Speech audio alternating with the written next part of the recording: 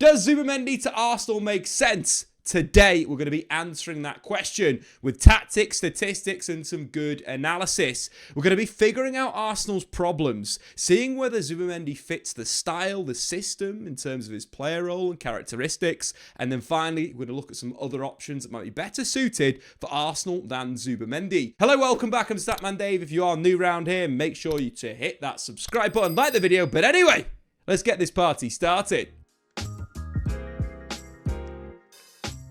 So before we dive in to answer those questions, let's start to understand Zubimendi as a player. The Spanish international has come through the Real Sociedad Academy and played all of his club football in the Basque Country. In terms of Sociedad this season, they very much played a 4-3-3 that defends in a 4-4-2. Zubimendi as that holding player, the pivot player sitting in front of the defence. In terms of his style, I'd describe him as a deep-lying playmaker, a player that wants to get on the ball from deep, distribute the ball with long passes, with short passes, but very much be the pivot for the team. Almost in a sense is following the ball around. You know, let's say if the ball's on the right hand side, supporting the play, backing up from right central midfield, and usually one of his kind of trademark moves is finding that pass out up to the left wing to get the winger into space, something that could be very good for Arsenal. But I also like about Zubimendi is he plays the game arguably at his own pace. He's a player that can slow the play down at certain times, dropping it back to the centre backs before receiving again, and then quickening up the tempo really fast, getting back on the ball and then linking with teammates. He's a player that I really like from a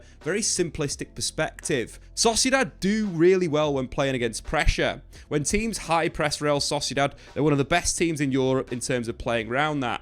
In terms of how they do that, they drop one of the defensive midfielders at times, they push their left winger inside, the left back holds the width, and they create a kind of 3-2 structure that also we see at Arsenal with the left back inverting. But from these positions, what I quite like about Zubimendi, he's not afraid to drop in between the centre backs if that's where the space is, or alternatively simply just receiving, let's say, a bounce pass off a teammate. If the right back fires it into midfield, it's dropped back. Zubimendi's that type of player that's really calm and collected in these moments. When you're getting pressed, when it's super aggressive, at just playing a nice pass through the lines, keeping it very simple. This, of course, suits Arsenal's style. Arteta likes his teams to draw the pressure on before playing through. Zubimendi definitely kind of fits that bill. As well, his range of passing is good. His long passing, as you mentioned before, he's very good at hitting the left winger, very good at breaking the lines into the striker, or simply finding the right hand side as well. I like him in those zones. From a defensive sense, that's probably his best attribute. He's an elite level dueler.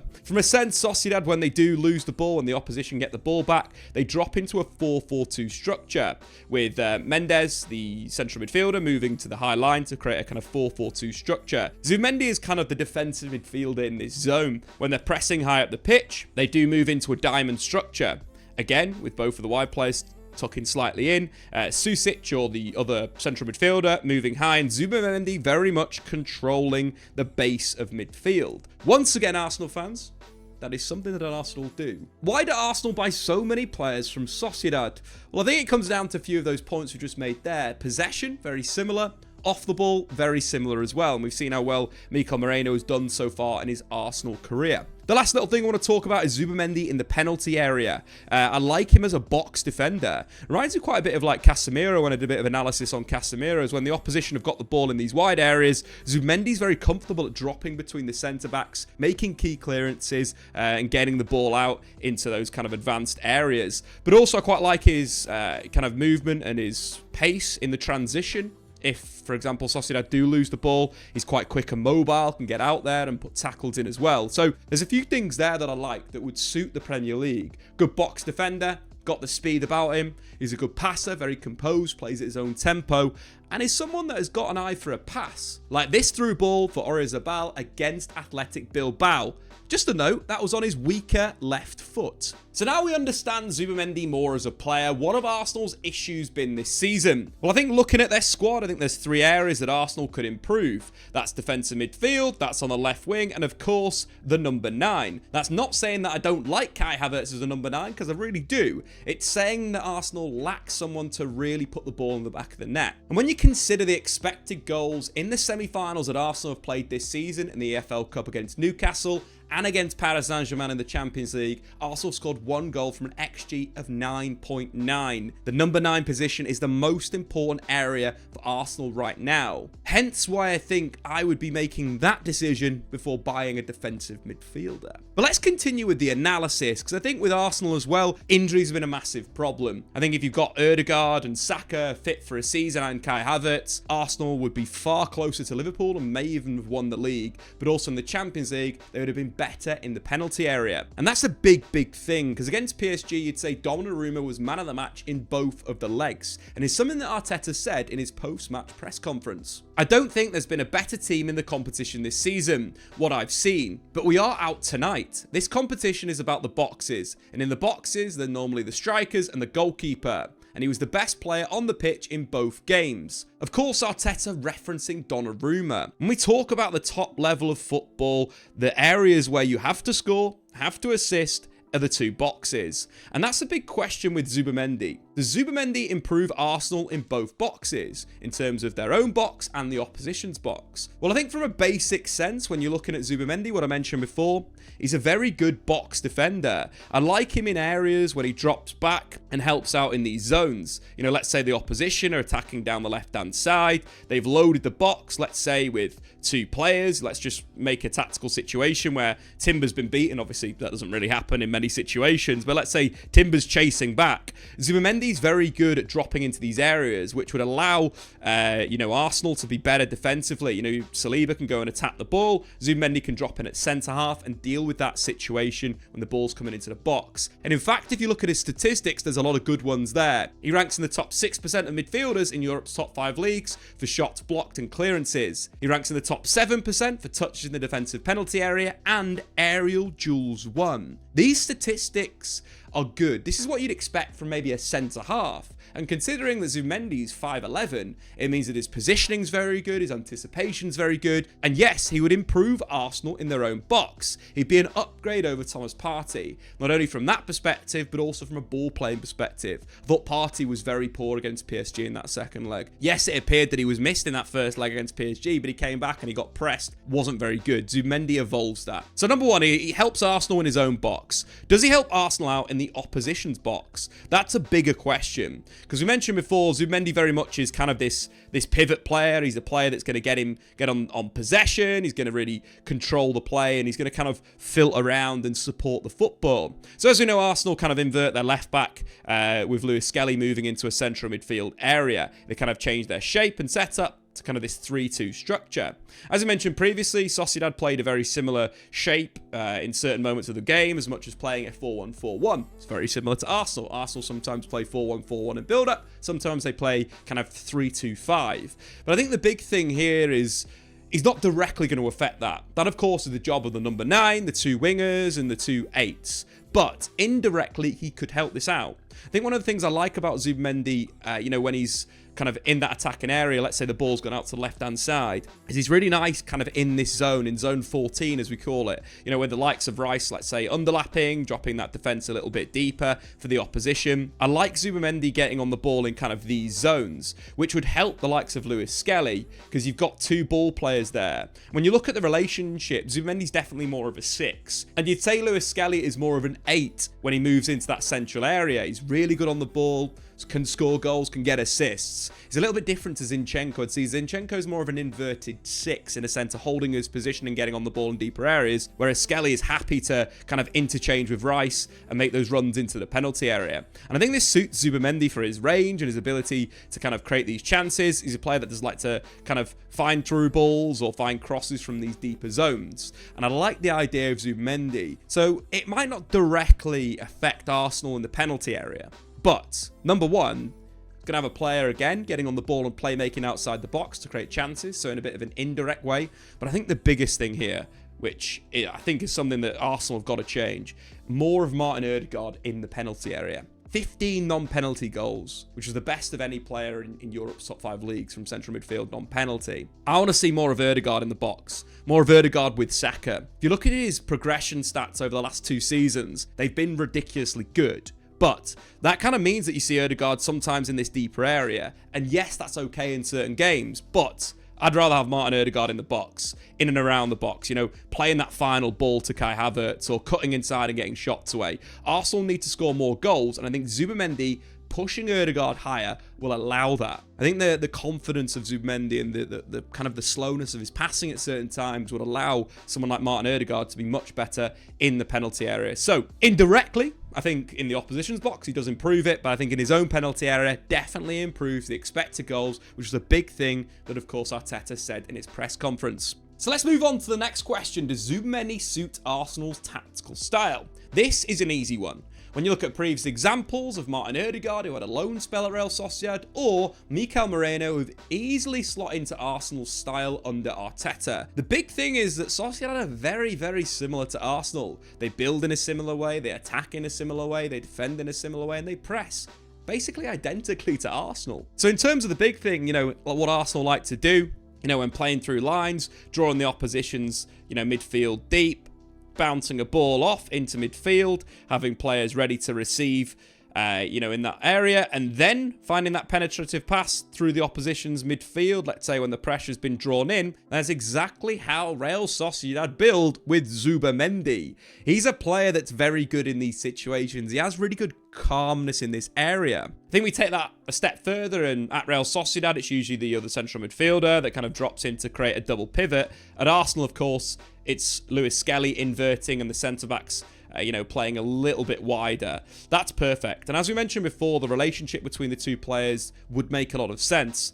You know, Zubimendi is the pivot, as the 6. Lewis Skelly playing more of a kind of advanced role if he needs to, or wide if he needs to, or inside if he needs to, basically understanding that tactical side. But what I like about Zubimendi, as we mentioned previously, is even under pressure, or if he's found a little bit of pocket of space somewhere, that ability to hit the left winger is very good. So we've got a really good example against Inter Milan from this season's Champions League. We've highlighted Zubimendi at defensive midfield.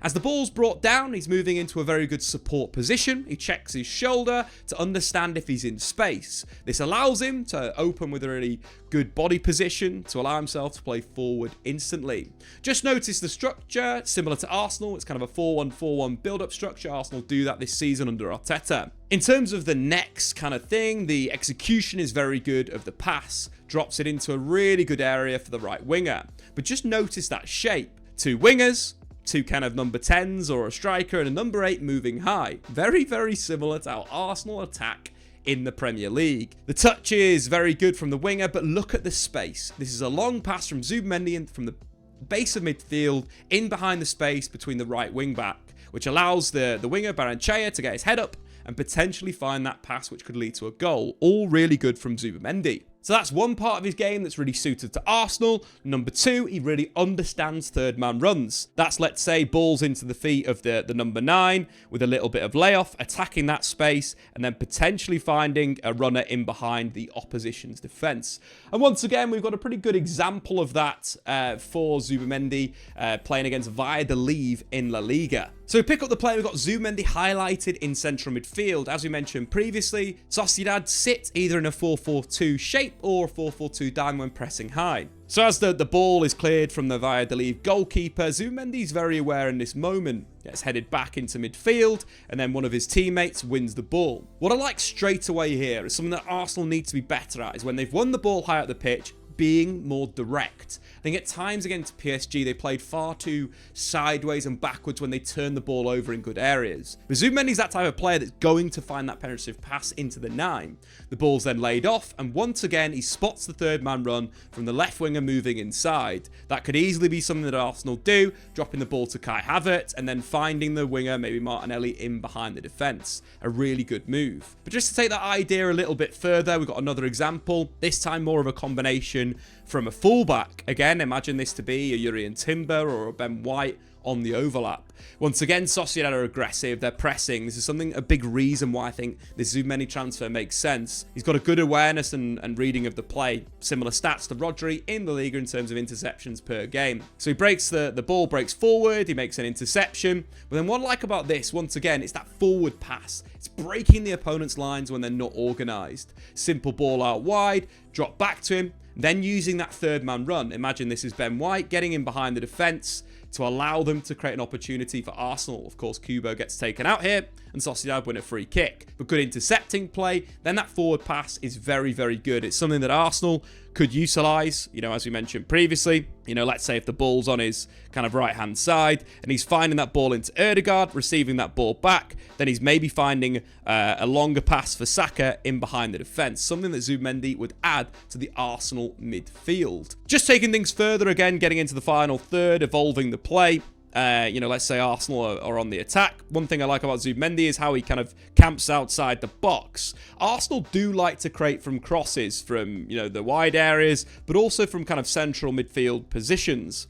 And let's say that Zubimendi's kind of into the final third. He's utilising his long passes to find those types of balls into the box. Of course, something that Kai Havertz is very good at getting the end of these kind of long balls or through balls behind the defence. So let's dive into the action. Sociedad in possession on the left-hand side. Once again, we've got Zubimendi highlighted in that pivot position, in that deep line playmaker role outside the box. An area where Arsenal could do with a little bit more creativity from these deeper areas, whilst forcing Martin Ødegaard to be an attacker. So Zubimendi, again, good position, checks his shoulder, receives well open. I see this frequently with him. I like that he lets the ball run across his body frequently, which opens up the pitch. And this pass from a deeper area is very, very good. He spots Alexander Saloth in the penalty area and finds him with a really good dink ball over the top for Saloth to finish on the chest and then on the volley with his left foot. This once again is something that would evolve Arsenal in these deeper areas when they're camping outside the opposition's box. So I think there's massive amounts of Zubimendi's game that would improve Arsenal from a possession perspective. That's not to mention he's also very good in terms of the pressing side of things. He's that kind of really aggressive deep line player, and Arsenal's pivot would fit perfectly. But what about other options? If Arsenal weren't to sign Zubimendi, who should they go for? Well, I think in the Premier League, there's two blatantly obvious players that Arsenal should be looking at. Bruno Guimaraes and Adam Wharton. These are two players, though, that would cost over £100 million. Guimaraes has got a £100 million release clause, and Adam Wharton, in terms of Crystal Palace, they want a fee similar to what Declan Rice was brought in from West Ham, around 105 million. So suppose the issue here is you're going to get two players that are arguably better than Zubimendi. We've got to be honest here. Adam Wharton's got massive potential. Guimaraes is a superb footballer, but the price is going to be very expensive. So let's move on to a bit of a conclusion. Arsenal are signing a player in the prime of their career. So from an age perspective, that makes sense. Arsenal need to slowly tick that age bracket up to get to a super dominant 26 to 27 years old, which is perfect for winning Premier League titles. But I do think there are better options on the market. I mentioned two players previously. The likes of Adam Wharton and Bruno Guimaraes would be better for Arsenal. But saying that, they're going to cost a lot of money. Zubimendi's release clause is around €60 million for a player that I'd describe as an elite level jeweler. That's very, very calm in possession. I like the raw materials there. €60 million, yes, it's quite a lot of money. But spending that instead of spending €100 million is going to allow Arteta to be far more fluid in the transfer market. The big area is the number 9. Arsenal, to win the Premier League and the Champions League, just need a number 9. And when we're looking at players around Europe, Alexander Isak, maybe 120 million, would probably be out the price bracket if you spend €60 million on Zubimendi. But there is a striker on the market for €75 million, Victor Gyökeres, perfect for Arsenal. So if Arsenal are buying the likes of Zubimendi and Victor Gyökeres, and potentially exercising Nico Williams' release clause at €58 million, that for me is better than spending €100 million this summer on a defensive midfielder, signing a left winger, signing a striker, and still getting a pretty decent defensive midfielder who can fit instantly into Arsenal's style. So overall, I think Zubimendi would be a good bit of business if Arsenal buy a number 9. So important. We're doing a video on Transfer News Live this week about Arteta's dream transfer window, so make sure you go and check that out. But anyway, guys, get into the comments below. Do you think Zubimendi is a good transfer for Arsenal? I've been Statman Dave. Subscribe new, and we'll see you later. Thanks for watching. If you've enjoyed this video, why not check out some more content on the Statman Dave YouTube channel?